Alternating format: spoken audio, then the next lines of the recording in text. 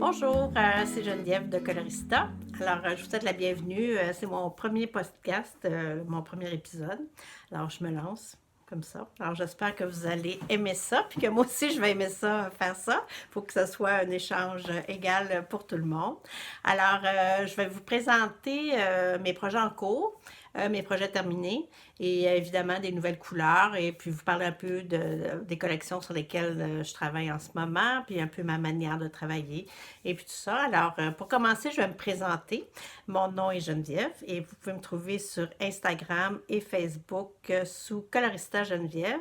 Et sur Ravelry, je suis Geneviève P, mais j'ai un groupe qui s'appelle Colorista. D'ailleurs, toutes les notes qui accompagnent les compléments d'information du podcast vont se retrouver dans le groupe Ravelry. Vous avez juste à chercher Colorista dans les groupes et vous devriez le trouver sans problème. Et puis, vous pouvez m'ajouter comme ami aussi sur Ravelry. J'aime ça, voir ce que les gens tricotent. Donc, je vais vous parler un peu de moi. La teinture, ça fait un peu plus de 2 ans que je me suis lancée dans la teinture de laine. Et je cherchais quelque chose, en fait, pour me changer des idées, puis travailler un peu, retrouver de la créativité. Puis je suis vraiment tombée là-dedans et ça a été comme un coup de foudre immédiat.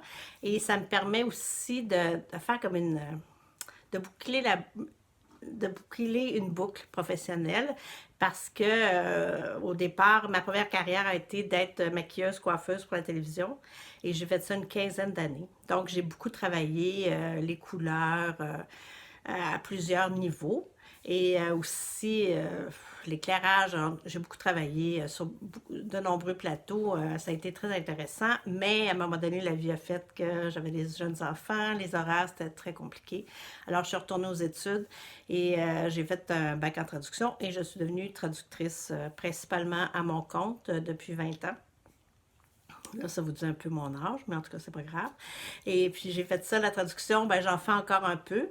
Puis la traduction, c'est vraiment un travail d'artisan aussi. Puis maintenant, avec les nouvelles technologies, ça devient plutôt un travail de plus en plus stressant, je dirais, et de moins en moins intéressant. Disons que le côté artisanal de la traduction a un peu pris le bord. Le génie de la langue, on le voit pas tellement souvent.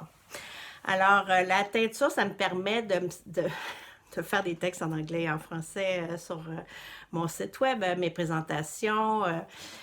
Ça m'aide beaucoup à structurer ma pensée, en fait, quand je travaille. Et aussi, je peux aussi offrir des services linguistiques aux gens qui font des patrons ou qui veulent faire vérifier leur présentation sur leur site web, leurs textes, tout ça. Je peux faire la traduction de l'anglais au français. Et faire une petite révision. Des fois, c'est bon sur les patrons d'avoir un patron exempt de fautes et uniforme. Alors, si jamais ça vous tente, vous pouvez m'écrire coloristageneviève@gmail.com. C'est comme un service que j'offre on the side pour lequel on peut discuter et échanger. Bon, alors on va passer aux choses qui nous intéressent. Alors, je vais vous présenter mes projets en cours pour commencer.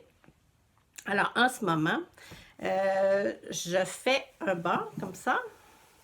J'en ai juste un parce qu'à tous les réveillons de Noël, je fais tirer une paire de chaussettes faites à la main. Alors cette année, c'est mon fils qui a gagné. Et je lui fais les bas Snowshoes de Emily Foden.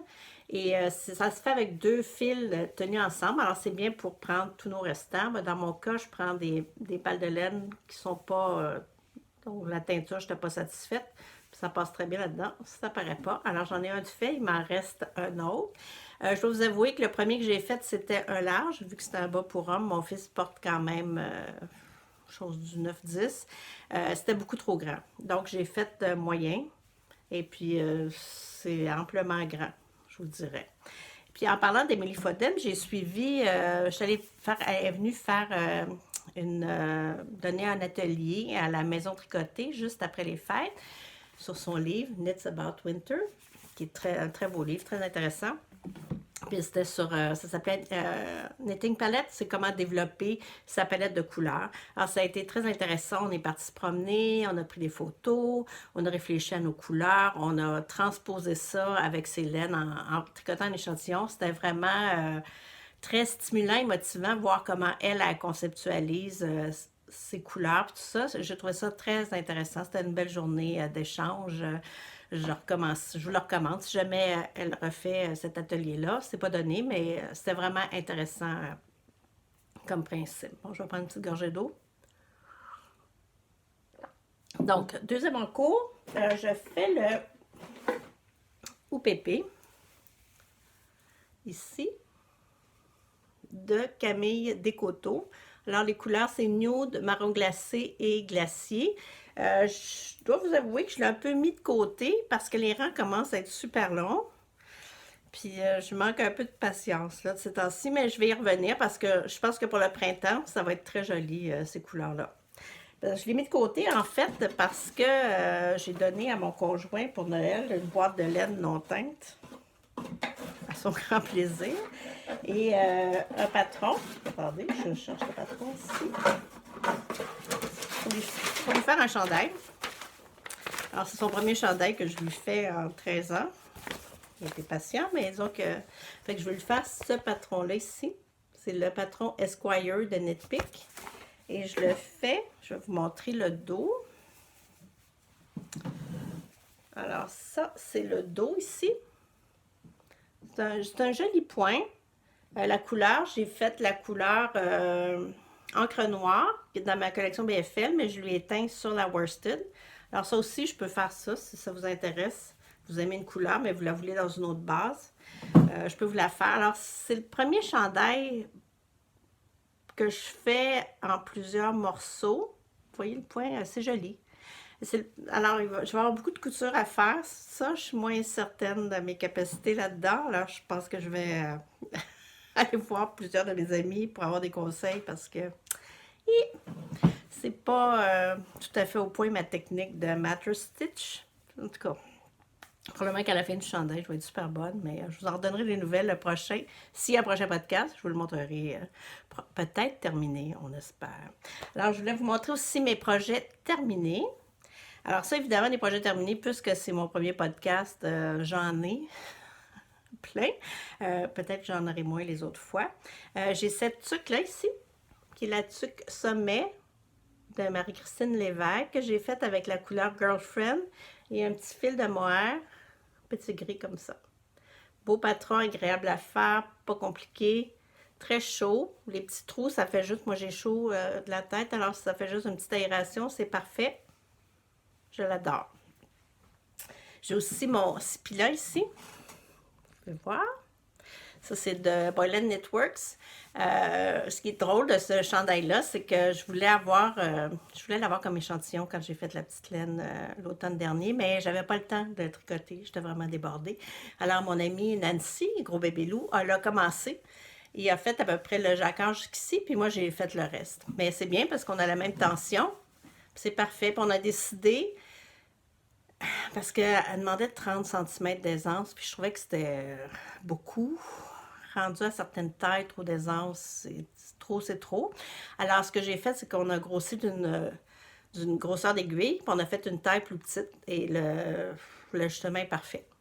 En tout cas, si jamais ça vous intéresse, cette technique-là, j'ai vraiment aimé ça. Ça a sauvé le 30 cm d'aisance, que ça a été vraiment trop grand pour moi. Puis les petites manches courtes, ben, je dois vous avouer que j'aime beaucoup ça. Parce que l'hiver, je vais mettre une veste par-dessus. Puis bon, j'ai toujours chaud, alors c'est vraiment parfait. C'est vraiment moins long aussi. Ça va terminer notre tricot plus rapidement, ce qui est pas mal agréable. Et il y a aussi mon suture, toujours de Camille Descoteaux, comme un festival. Alors ici, on voit le suture. Alors, je l'ai fait dans les couleurs jade, or argenté et girlfriend. Je dois vous avouer que je le porte tous les jours. Je l'adore. Je trouve qu'il se met bien autour du cou. Il n'est pas trop embêtant. Vraiment, un beau patron, agréable à faire, même si j'ai eu beaucoup de difficultés avec la dentelle, parce que c'est pas une dentelle traditionnelle. Donc, si jamais vous le faites puis vous rushez un peu sur la dentelle, il faut vraiment faire le vide parce que les jetés ne sont pas avant et après les diminutions. Ils sont au début et à la fin du segment. Alors, ça porte à confusion, puisqu'on est habitué en dentelle de faire une arête avec les diminutions, les jetés, tout suit, mais tandis que là, c'est plus difficile à lire. Donc, j'ai recommencé un nombre incalculable de fois. Mais j'en suis venue à bout. Je suis très fiable, je suis très contente de l'avoir terminé, puis je le porte assez. Alors maintenant, je dois parler vite parce que ça fait juste 10 minutes qu'on se parle. Mais en tout cas, on va dire que c'est un petit rapide. Peut-être que je vais me calmer les prochains. Alors, je vais vous parler de mes nouvelles couleurs. Alors, pour celles qui me suivent, vous avez vu que j'ai sorti du mohair. Alors, ici, on a la petite couleur corail, qui est la couleur Pantone 2019. C'est qu'attendez-vous à voir beaucoup de corail. On a sucre à la crème ici, qui est un beau petit beige sucre à la crème finalement. On a lipstick, qui est un rouge brique framboise. Je ne sais pas comment le qualifier. Ça, c'est petit gris, qui est un petit gris passe-partout.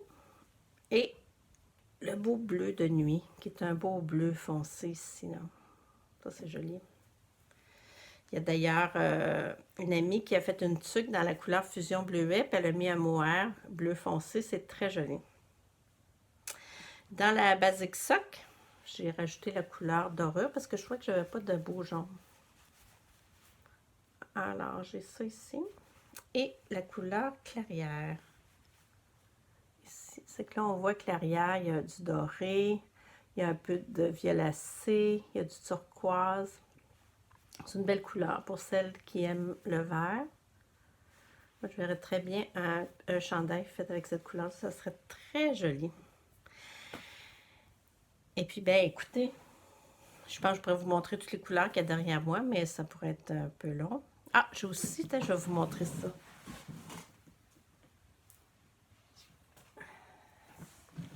J'ai ces couleurs-là. Ça, c'est une base 80% mérino. C'est la luxe. C'est 80% mérino, 20% soie, mais il y a 150 grammes. Donc, il y a 548 mètres environ. Là. Je vous dis ça. Je vous dis ça de mémoire. Oui, 548 mètres. Alors, ça, c'est ma couleur préférée. Elle s'appelle Patine. Ça, je fais ça. J'en ai vraiment pas beaucoup. Je le fais en deux à la fois. Alors, il n'y en a pas beaucoup. Il n'y en aura pas longtemps non plus. Alors, profitez-en. J'ai décidé de faire un peu des collections éphémères. Pour me changer les idées, parce que c'est sûr que j'ai beaucoup de couleurs fixes. Donc, je fais beaucoup de production. Que j'aime ça une fois de temps en temps, me changer les idées et faire autre chose. Là, ici, je suis en train de... Ça ici, ça, c'est de la déca. Alors, ça se peut que je rentre une ligne de déca aussi. Alors, je travaille là-dessus tranquillement. Trouver des fournisseurs avec lesquels j'ai le goût de travailler. Puis, trouver des textures et des formats, des textures puis des combinaisons de couleurs aussi que ça me tente, avec lesquelles j'ai le goût de travailler. Pour la déca, si ça vous tente de me faire des commentaires, qu'est-ce que vous cherchez dans une laine déca?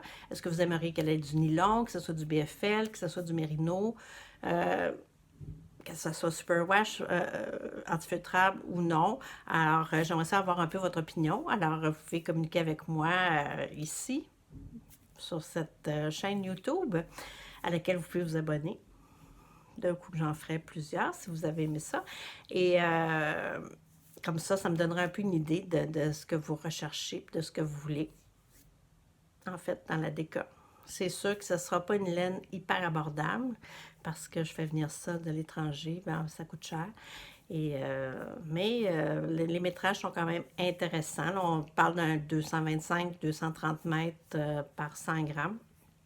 Donc, il y a assez pour faire une tuque, des trucs différents. Et puis aussi, je travaille sur ma nouvelle collection BFL parce que la collection BFL, l'année dernière, qui est ici, elle est juste là, ici, là et là.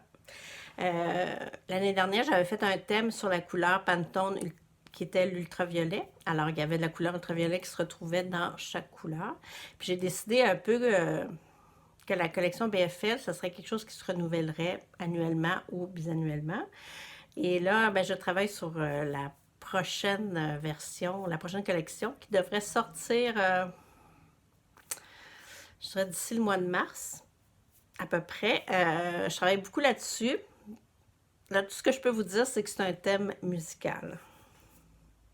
Alors, j'écoute beaucoup de musique et j'ai beaucoup, c'est quelque chose qui me travaille beaucoup, là, je réfléchis beaucoup à comment faire les couleurs puis ce que je vais vous proposer. Alors, j'espère que vous allez aimer ça quand je vais être prête à vous montrer. Alors, pour aujourd'hui, ben, on a fait une petite version courte. Peut-être que je vais parler moins vite la prochaine fois. Alors, ben, je vous dis bye, à la prochaine. Merci de m'avoir écouté. Puis j'attends vos commentaires. Dites-moi ce que vous en pensez. Il y a vraiment place d'amélioration. Je suis pas mal certaine. Allez, sur ce, bye bye, bon tricot. À la prochaine.